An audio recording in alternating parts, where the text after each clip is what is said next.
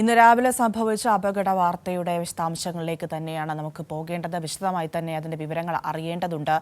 പത്തനംതിട്ട കൂടൽ മുറിഞ്ഞകല്ലിൽ ശബരിമല തീർത്ഥാടകരുടെ ബസ്സും കാറും കൂട്ടിയിടിച്ച് 4 മരണം എന്നതാണ് പ്രധാന വാർത്ത. മരിച്ചത് കാറിൽ സഞ്ചരിച്ചിരുന്നവരാണ്. അത് ഒരു കുടുംബത്തിലെ 4 പേർ എന്നതാണ് മറ്റൊരു കാര്യം.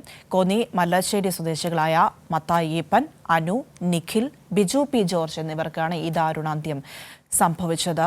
നവദമ്പതികളായിരുന്നു നിഖിലും അനുവും. അവരുടെ ദൃശ്യങ്ങളാണ് നമ്മളൊരു സൈഡിൽ കാണുന്നത്. വിവാഹം കഴിഞ്ഞിട്ട് 15 ദിവസം മാത്രമേ ആയിട്ടുള്ളൂ. ഇന്നിപ്പോൾ 15 ദിവസമാകുന്നു. നവംബർ 30-നായിരുന്നു അവരുടെ വിവാഹം നടന്നത്. അതിനുശേഷം മലേഷ്യയിലേക്ക് യാത്ര തിരിച്ചതാണ്. ഹണിമൂണിനായി പോയതാണ്. അവിടെ നിന്നും തിരികെ എത്തിയ ശേഷം അച്ഛന്മാർക്കൊപ്പം വീട്ടിലേക്ക് പോയ അവർ ഇപ്പോൾ ഇതാ മരിച്ചു. ആ മരണ വാർത്തയാണ് ഏറെ ദുഃഖത്തോടെ നമ്മൾ കേട്ടുകൊണ്ടിരിക്കുന്നത്. സുജു ടി ബാബു അപകട സ്ഥലത്ത് നിന്നും ചേരുന്നുണ്ട്. അപകടം സംഭവിച്ചത് എങ്ങനെയാണ്, അവിടുത്തെ സാഹചര്യം എന്താണ് എന്ന് കുറച്ചുകൂടി വ്യക്തമായി നമുക്ക് മനസ്സിലാക്കാൻ സാധിക്കും. സുജു, എന്താണ് ഈ അപകട സ്ഥലത്ത് നിന്നും ലഭ്യമാകുന്ന കൂടുതൽ വിവരങ്ങൾ? പ്രിയ, ഇപ്പോഴും അപകട കാരണത്തിലേക്ക് നമുക്ക് കാരണം കൃത്യമായി പോലീസിൽ നിന്ന് ലഭിക്കേണ്ടതുണ്ട്. എന്നാൽ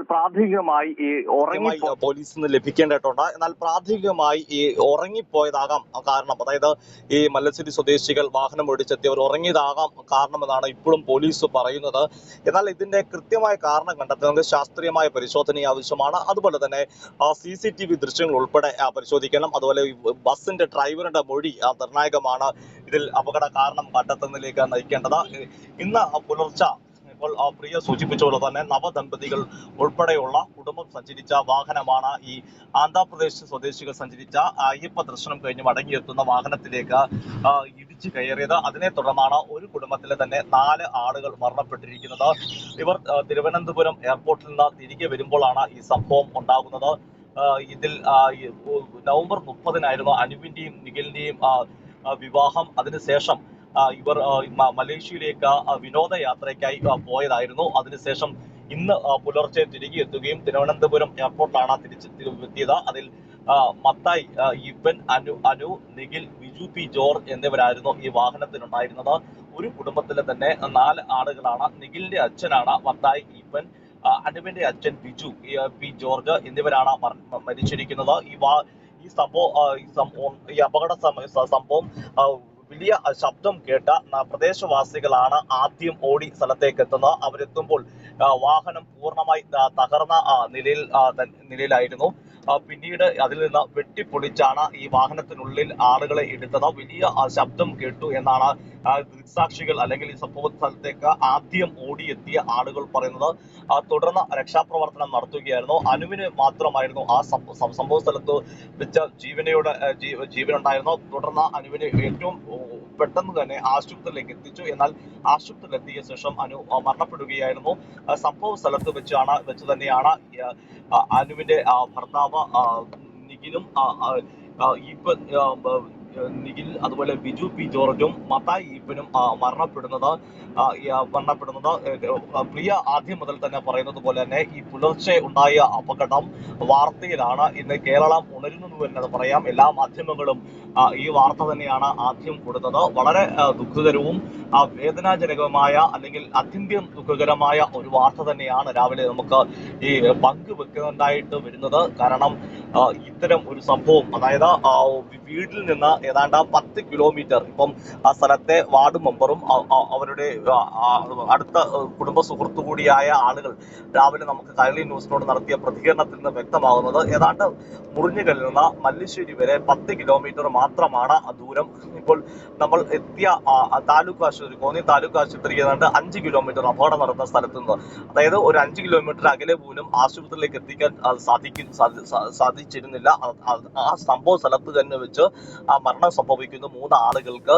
മറ്റൊരു പ്രധാനപ്പെട്ട കാര്യം പറഞ്ഞു വന്നത് 10 കിലോമീറ്റർ എന്ന് പറയുന്നത് മലേഷ്യയിലെ വിനോദയാത്ര സഞ്ചാരം പൂർത്തിയാക്കുന്നു. അതിനുശേഷം തിരുവനന്തപുരം എയർപോർട്ടിലേക്ക് എത്തുന്നു. അവിടെ നിന്ന് കിലോമീറ്ററുകൾ, വളരെയധികം ഏതാണ്ട് 100-ലധികം കിലോമീറ്റർ സഞ്ചരിച്ച് വീടിന്റെ വാതിൽക്കൽ, അതായത് ഒരു 10 കിലോമീറ്റർ മാത്രം അകലെ എത്തുമ്പോൾ നവദമ്പതികൾ സഞ്ചരിച്ച വാഹനം അവരുടെ എല്ലാ സന്തോഷത്തെയും നമുക്കറിയാം ഒരു വിവാഹശേഷമുള്ള വിനോദയാത്ര, അതുപോലെ തന്നെ കുടുംബത്തിന്റെ സന്തോഷം. അതുകൊണ്ട് തന്നെയാണ് കുടുംബത്തിന്റെ ഇവരെ സ്വീകരിക്കാൻ വേണ്ടി അനുവിന്റെ അച്ഛനും അതുപോലെ നിഖിലിന്റെ അച്ഛനും കൂടി ഒരുമിച്ചെത്തുക എന്ന് പറയുമ്പോൾ ആ കുടുംബം എത്രമാത്രം സന്തോഷത്തോടെ കഴിഞ്ഞു വരികയായിരുന്നു എന്നുള്ള സൂചന തന്നെയാണ് ലഭിക്കുന്നത്. അത് അത്രയും മാത്രം സന്തോഷത്തെ എല്ലാം തല്ലി തകർത്തുകൊണ്ട് അപകടം എത്തുന്നു. അത് 4 പേരുടെയും ജീവൻ കവർന്നെടുക്കുന്നു എന്നതാണ് യാഥാർത്ഥ്യം.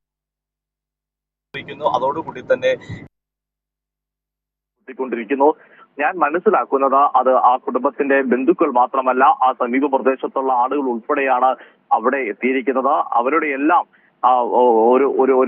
വേദനയാണ്. അവരിപ്പം വാർഡ് മെമ്പർ പറഞ്ഞത് നാട്ടുകാർക്ക് ആർക്കും തന്നെ വിശ്വസിക്കാൻ സാധിക്കുന്നില്ല. വളരെ ഞെട്ടലോടെയാണ് ഈ സംഭവം അപകട വിവരം അറിയുന്നത്. പോലീസ് വിളിച്ച് ഇങ്ങനെ ആളുകൾ മരണപ്പെട്ടിട്ടുണ്ട് ഇന്ന സ്ഥലത്തെ ആളുകളാണെന്ന് സംശയിക്കുന്നത് എന്ന അടിസ്ഥാനത്തിലാണ് പോലീസ് വാർഡ് മെമ്പറിനെ ബന്ധപ്പെടുന്നത്. ആ ഫോട്ടോയും കാര്യങ്ങളും അയച്ചു കൊടുക്കുമ്പോഴാണ് ഇത് സ്ഥിരീകരണത്തിലേക്ക് എത്തുന്നത്.